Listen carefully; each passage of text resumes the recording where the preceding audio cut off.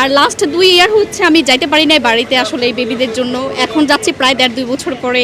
এটার এক্সাইটমেন্ট আসলে অনেক বেশি। এটা বলে বোঝানো যাবে না। আমি, আমার হাজবেন্ড, আব্বু আর আমার 2টা বাচ্চা। আগেই যাচ্ছি যেহেতু ঈদের সিজন জ্যাম পড়বে অনেক। আর আমাদের হচ্ছে একটু বমির সমস্যা আছে, যার কারণে ট্রেন জার্নিটাই বেছে নিলাম আর কি।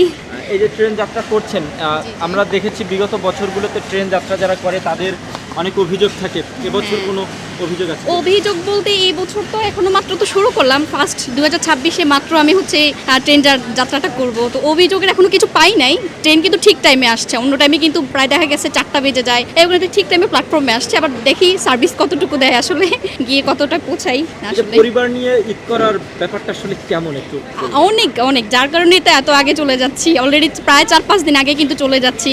আর লাস্ট 2 ইয়ার হচ্ছে আমি যাইতে পারি নাই বাড়িতে আসলে এই বেবিদের জন্য। এখন যাচ্ছি প্রায় 1.5-2 বছর পরে।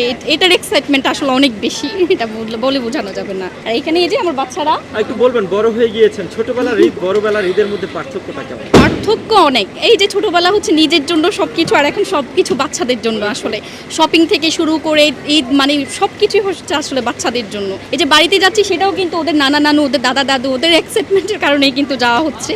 মেইন আনন্দটা হচ্ছে ওদের জন্যই আসলে। ঈদের কেনাকাটা করেছেন কি? হ্যাঁ, করেছি।